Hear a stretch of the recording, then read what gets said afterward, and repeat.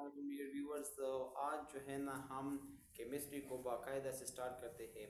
Chemistry की जो book है क्लास 10 की, उसमें जो है ना केमिस्ट्री स्टार्ट हुई है मेटर से। ठीक है, तो मेटर जो है ना हम इसको अंडरस्टैंड करने की कोशिश करते हैं कि मेटर्स क्या है। ठीक है, इसकी डेफिनेशन के ऊपर बात करते हैं और स्टेट ऑफ मेटर को भी समझने की कोशिश करते हैं। तो सबसे पहले टॉपिक हमारे पास जो है वो है मेटर। ठीक है, मैटर से पहले मैं आप लोगों को एक बात क्लियर करा दूं कि ये जो हमारा यूनिवर्स है, ये कायनात जो है, ये कायनात तीन डिफरेंट चीज़ों से बनी हुई है। ठीक है, इसमें हमारे पास एक है स्पेस, एम्प्टी स्पेस, जिसको हम उर्दू में खला बोलते हैं। इसके अलावा हमारे पास इस यूनिवर्स में एनर्जी है, और तीसरी जो चीज़ इस यूनिवर्स में है उसको हम बोलते हैं मैटर। एनर्जी मीन तवानाई, और मैटर जो है ना मादा। ठीक है, तो ये दुनिया जो है ना इन तीन चीज़ों से बनी हुई है।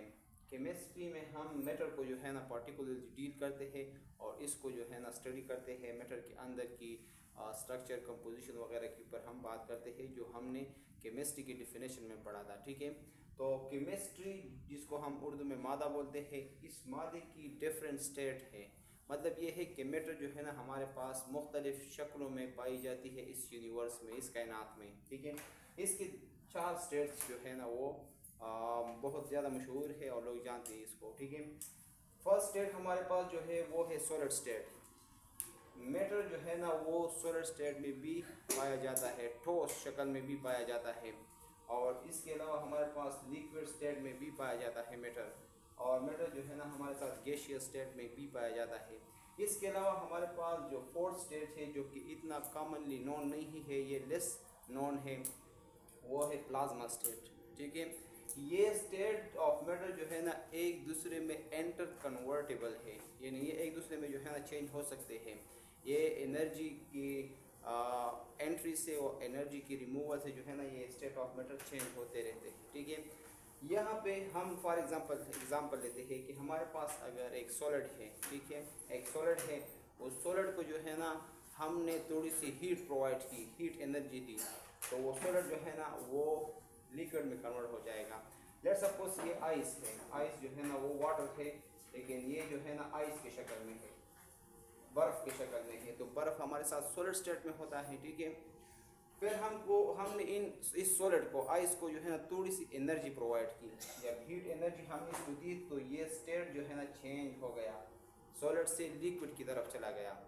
ये स्टेट चेंज जो है ना हीट एनर्जी की वजह से होता है, और हीट एनर्जी जो है ना इंटरमॉलिक्यूलर फोर्सेस को वीक करता है या रिमूव करता है। तो यहाँ पे इंटरमॉलिक्यूलर फोर्सेस स्ट्रांग होते हैं, जब हम इसको हीट देते हैं तो ये फिर लिक्विड स्टेट में चला जाता है मैटर। ठीक है, यानी वाटर जो है ना हमारे पास लिक्विड स्टेट में आ जाएगी। फिर जब हम इसको मज़ीद हीट देंगे तो ये लिक्विड से जो है ना फिर गैसियस स्टेट में आएगी, गैसियस स्टेट में आएगी, क्योंकि यहाँ पे भी कुछ इंटरमॉलिक्यूलर फोर्सेस है।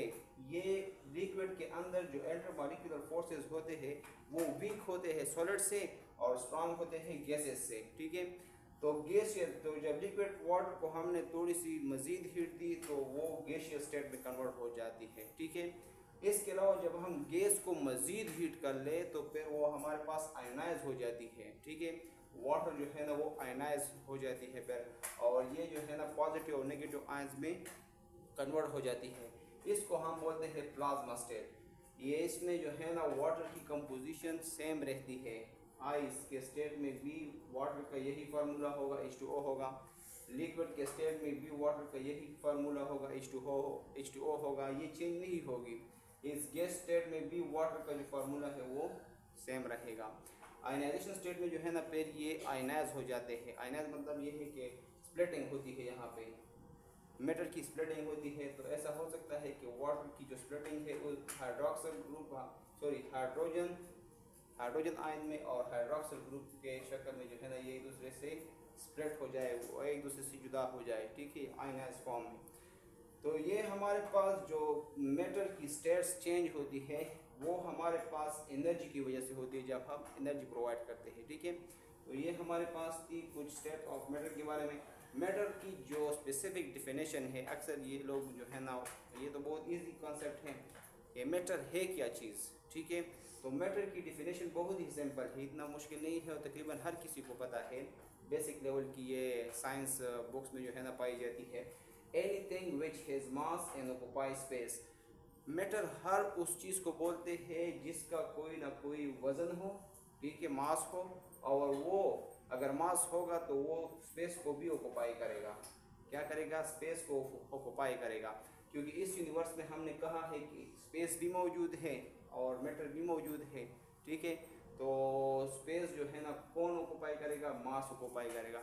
जब एक मास होगा तो इसका मतलब है कि मैटर होगी इस यूनिवर्स में। जब मैटर होगी तो वो तो स्पेस ऑक्यूपाई करेगी, और दुनिया में बहुत सारी ऐसी चीज़ें हैं जो मैटर है और ये स्पेस भी ऑक्यूपाई करते हैं। इस तरह का एक मार्कर, ये मार्कर है, ये मार्कर है, इसका वज़न भी है और इसने स्पेस भी ऑक्यूपाई की है। ये वाइट बोर्ड है, ये मैटर है, इसका मास भी है और इसने स्पेस भी ऑक्यूपाई की है। तो बहुत सारी एग्जांपल जो है ना मैटर से रिलेटेड है। सो आई होप जो है ना आप लोगों को ये बात क्लियर हुई है। इसके बाद जो है ना हम मज़ीद बात करते हैं मैटर की क्लासिफिकेशन के ऊपर, ठीक है। तो इसको नोट करना है। अच्छा, तो डियर स्टूडेंट, अब इस तरह है ना कि मैटर की क्लासिफिकेशंस हम जो है ना एक स्केच के थ्रू समझते हैं, फिर इसको जो है ना वन बाय वन एक्सप्लेन भी करते हैं। मैटर जिसके बारे में हमने प्रीवियसली बात की है, तो वो हमारे पास दो डिफरेंट फॉर्म में इस यूनिवर्स, इस कायनात में पाया जाता है। एक को हम बोलते हैं प्योर मैटर और दूसरे को बोलते हैं हम इम्प्योर मैटर। मतलब ये है कि मैटर हमारे पास दो किस्म के हैं, एक को हम प्योर मैटर बोलते हैं, दूसरे को हम बोलते हैं इम्प्योर मैटर। इसके अलावा हमारे पास जो ये प्योर मैटर है, हम इसको सब्सटेंस भी बोलते हैं। The pure matter is called substance और pure matter is also called substance. और ये जो इम्प्योर मैटर है इसको हम मिक्सचर को भी बोलते हैं, या the impure form of matter is called mixture, right. तो ये हमारे पास जो है ना मैटर और इम्प्योर मैटर और प्योर मैटर हो गई, सब्सटेंस और मिक्सचर हो गई। अब सब्सटेंस जो है ना इसके हमारे पास मज़ीद दो किस्म के हो सकते हैं, मज़ीद दो टाइप्स है सब्सटेंस की, ठीक है। अब सब्सटेंस के जो है ना हमारे पास दो टाइप्स है, तो कौन कौन से है? एक हमारे पास एलिमेंट है और एक हमारे पास कंपाउंड है, ठीक है। इसके अलावा हमारे पास मिक्सचर की भी दो टाइप है, एक को हम होमोजीनियस मिक्सचर बोलते हैं जिसका दूसरा नाम है सॉल्यूशन, और एक हमारे पास हेट्रोजीनियस मिक्सचर है और इस हेट्रोजीनियस मिक्सचर, ठीक है। अब हमारे पास जो एलिमेंट है सब्सटेंस के दो टाइप से, एक में एलिमेंट है और दूसरा जो है ना हमारे पास कंपाउंड है। ये एलिमेंट हमारे पास प्योर फॉर्म ऑफ मैटर है, और ऐसा प्योर फॉर्म ऑफ मैटर है कि जो मज़ीद डिवाइड नहीं हो सकता, ठीक है। तो इसको जो है ना हम बोलते हैं एलिमेंट। लाइक एग्जांपल के तौर पे आप ले लें hydrogen, helium, sodium, chlorine, argon, gold etcetera. जितने भी एलिमेंट हमारे पास है इस यूनिवर्स में जो अभी तक डिस्कवर हुए हैं, तकरीबन 118 एलिमेंट्स है पीरियोडिक टेबल में, तो उनको जो है ना हम एलिमेंट बोलते हैं। और ये प्योर फॉर्म ऑफ मैटर है, और ये जो है ना सब्सटेंस या प्योर फॉर्म ऑफ मैटर का वो किस्म है जो मज़ीद तकसीम नहीं हो सकता, डिवाइड नहीं हो सकता। इसके अलावा हमारे पास जो कंपाउंड है ये दूसरा टाइप है सब्सटेंस का, और कंपाउंड जो है ना हमारे पास एलिमेंट के कम्बिनेशन से, केमिकल कम्बिनेशन ऑफ एलिमेंट्स की वजह से ये बनते हैं, ठीक है।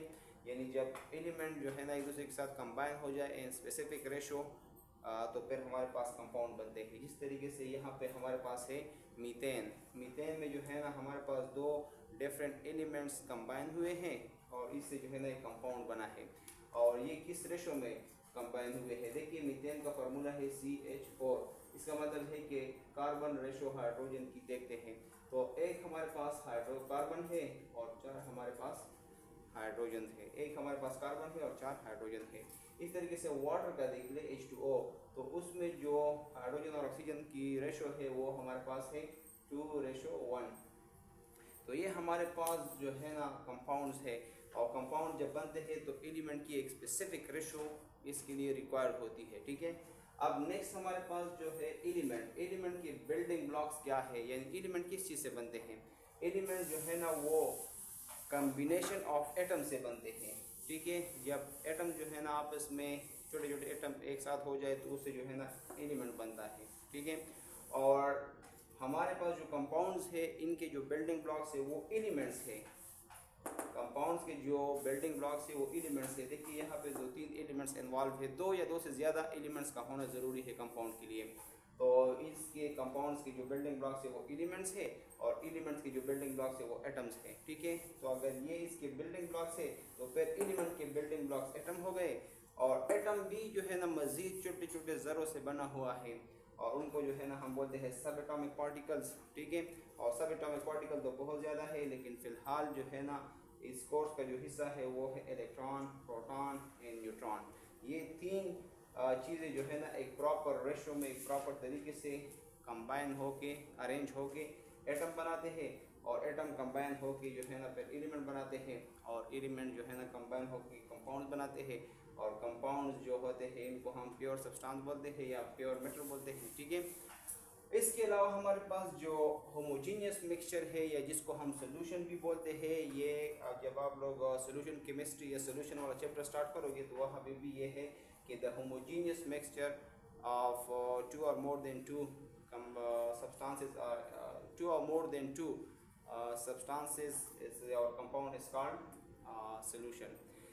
सब्सटेंसेस, फिर जो हमारे पास ये सब्सटेंसेस है इनकी जब हम इनकी मिक्सिंग करते हैं तो इससे हमारे पास मिक्सचर बनता है। ठीक है, यानी डिफरेंट कंपाउंड्स की जब हम मिक्सिंग करते हैं तो फिर हमारे पास मिक्सचर बन जाता है। देखिए प्योर मेटल के बारे में मैं आपको एक बात बता दूं कि प्योर का मतलब है खालिस, जिसमें एक चीज़ मौजूद हो दूसरा ना हो।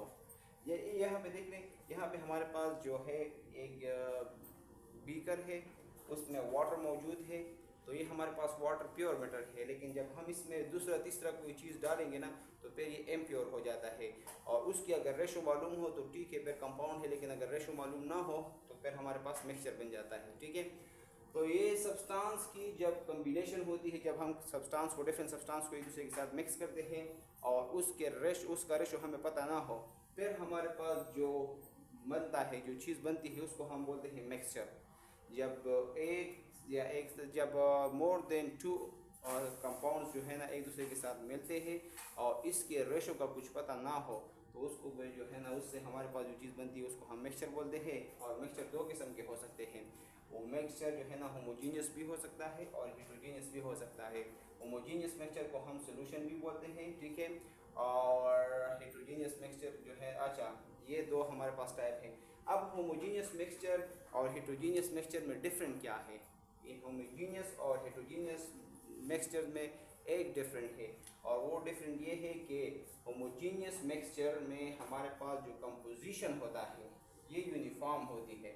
बनावट कंपोजिशन जो है ना ये यूनिफॉर्म होती है। थ्रू आउट द मिक्सचर जो है ना कंपोजिशन सेम रहती है। लेकिन in case of heterogeneous mixture जो एलिमेंट और कंपाउंड से बना है, ये भी एलिमेंट और कंपाउंड से बनते हैं। ठीक है, इनकी मिक्सिंग से बनते हैं। और इसमें हेटेरोजेनियस के केस में हमारे पास जो बनावट है, जो कंपोजिशन है, वो यूनिफॉर्म नहीं होती, वो वेरिएबल होती है, वो डिफरेंट होती है। फॉर एग्जांपल हम समझने की कोशिश करते हैं कि यूनिफॉर्म होमोजेनियस के केस में यूनिफॉर्म का कंपोजिशन किस तरीके से पॉसिबल है।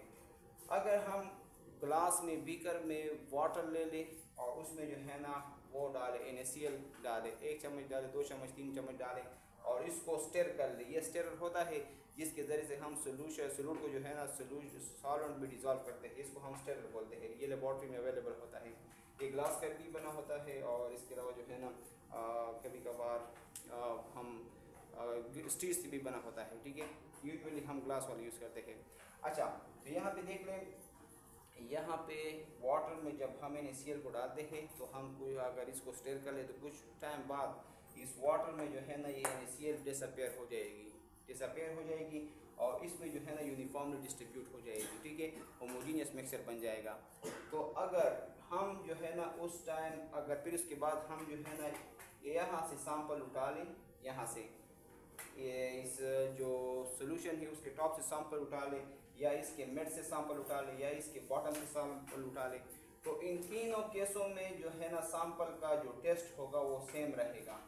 मतलब ये है कि तीनों केसेस में जो हमारे पास सोल्यूशन की टेस्ट होगी वो सेम होगी। अगर हम इसकी कंसंट्रेशन देंगे तो भी वो सेम रहेगी, अगर इसको प्रॉपर तरीके से वो किया हो, शेक किया हो, स्टर किया हो, तो फिर ये सारी चीज़ें, कंपोजिशन भी सेम रहेगी, टेस्ट भी सेम रहेगी। तो हम इसलिए बोलते हैं कि ये हमारे पास होमोजीनियस मिक्सचर है, क्योंकि यहाँ पे भी टेस्ट भी सेम है, कंपोजिशन कंसंट्रेशन भी सेम है, यहाँ पे भी टेस्ट भी सेम है, ये तीनों जो है ना हमारे पास कंपोजिशन इनकी सेम है और टेस्ट भी इनकी सेम है, तो रिजल्ट भी हमारे पास सेम आएंगे।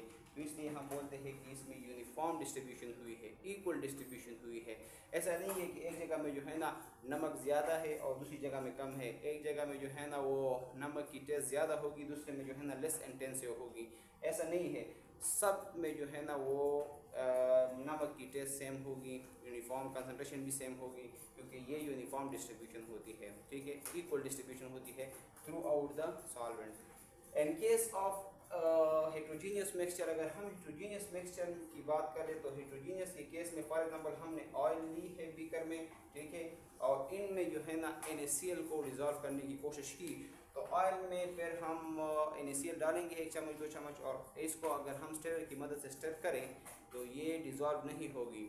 डिज़ोल्व इसलिए नहीं होती क्योंकि हमारे पास जो NaCl है वो पोलर कंपाउंड है और ऑयल जो है ना हमारे पास नॉन पोलर है, तो इन दोनों की आपस में नहीं बनती, तो ये इंटरेक्शन नहीं करेंगे, तो डिसोल्यूशन भी नहीं होगी। और होगा क्या, नतीजतन ये होगा कि NaCl जो है ना वो बॉटम में चली जाएगी, बॉटम में सेटल डाउन हो जाएगी, ठीक है। अब बॉटम में जब ये सेटल डाउन हो जाएगी और इस तरीके से हमारे पास एज सच मिक्सिंग नहीं हुई, तो अगर यहाँ से हम सैंपल उठाए तो यहाँ पे ऑयल की कंपोजिशन ज़्यादा होगी और नमक जो है ना निश के बराबर होगा, निग्लिजिबल होगा। सिमिलरली अगर हम इस मेड्स से उठाए तो इसमें भी हमारे पास नमक की कंपोजिशन या नमक का जो टेस्ट है वो निग्लिजिबल होगा और ऑयल की कंसंट्रेशन ज़्यादा होगी। लेकिन अगर यहाँ से हम सैंपल उठाए तो यहाँ पे नमक की कंसंट्रेशन भी ज़्यादा होगी, टेस्ट भी ज़्यादा होगा और ऑयल कम होगी। तो इसका मतलब ये है कि यहाँ पे जो कंपोजिशन, जो डिस्ट्रीब्यूशन हुई है, जो मिक्सिंग हुई है, वो यूनिफॉर्म नहीं है, वो डिफरेंट है, यूनिफॉर्म नहीं है, इक्वल डिस्ट्रीब्यूशन नहीं है। तो इसी वजह से हम इस मिक्सचर को बोलते हैं हेट्रोजीनियस मिक्सचर, कि इसकी जो कंपोजिशन है वो सेम नहीं है, वो डिफरेंट है एक दूसरे से। तो ये हमने जो है ना जनरल स्केच के बारे में बात की है। अब इसके जो है ना 1 बाय 1 एक्सप्लेनेशन करेंगे, इसको समझने की कोशिश करेंगे। ये फंडामेंटल ऑफ केमिस्ट्री का जो चैप्टर है, फर्स्ट चैप्टर है, ये इनके बेसिक पॉइंट्स है या इनके जो है ना बेसिक टर्मिनोलॉजीज़ है, अगर इनको समझ गए तो फिर केमिस्ट्री आसान है। ये बहुत टेक्निकल टर्मिनोलॉजीज़ है, इनको समझना ज़रूरी है। अगर इसको इसको नहीं समझेंगे तो आगे केमिस्ट्री को फिर समझना थोड़ा सा मुश्किल है, तो इसलिए इसको समझने की कोशिश कर लें।